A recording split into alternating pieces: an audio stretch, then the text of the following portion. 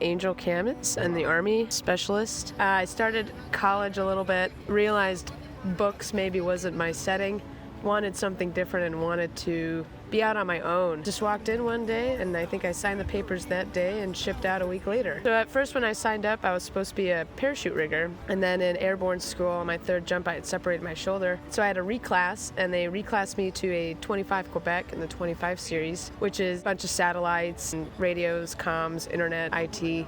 Kyle Himes, Staff Sergeant, United States Marine Corps.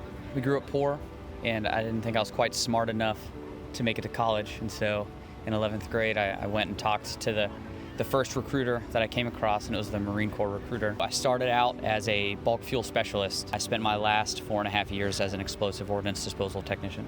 Zachary Reed, Army Staff Sergeant. During the military, my dad was drafted in Nam, and then my grandpa enlisted in World War II, fought through World War II, Korea, and Vietnam.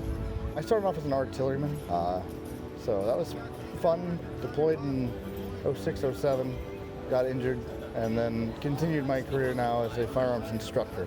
I went to Korea a little bit, had a little episode where I had a heart attack. I was working on that a little bit with doctors, and they just finally decided to med board me. And so after getting out, I moved to Portland, Oregon. And in Portland, I found gaming a little bit more, and I really got into the Discord community and just meeting a bunch of random people that now are considered one of my best friends. It's strange how that works, and just it made my mental health a little better, just knowing that there's somebody out there that I can talk to, play games, and just have a wild good time. I did a lot of gaming growing up, really getting into RPGs, just really getting it like immersed in some type of like fantasy world and identifying with the characters, and then life kind of happened and all that stopped until recently when I started getting this abundance of time.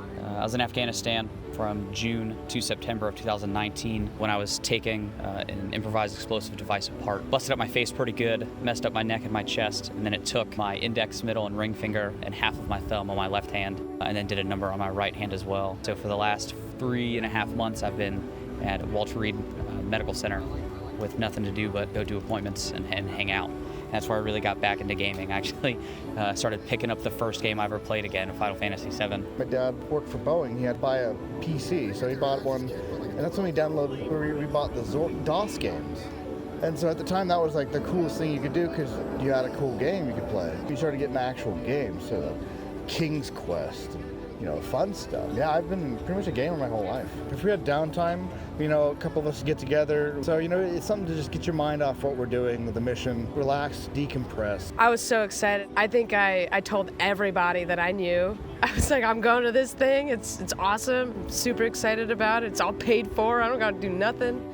And I was just super excited to just be around my people again and just feel as though I was worth something. We walked in just a little bit early, and so I was expecting tons of people everywhere, but I was greeted with kind of an empty scene, but lights flashing all over the place. You could hear the vendors just like you could feel people being excited for the first day to open up. It was nuts because I didn't recognize anything that I had seen in front of me, and so it was like walking into a toy store for the first time. I was excited. It's a big deal. I've hung out in a lot of the Stack Up Live events, donated, but now I actually get to be there and kind of be representation of what you guys do. And it's a pretty big honor. South is a very personable experience. You can get much more elbow to elbow with some developers and talk about their game, talk about, what their company stands behind.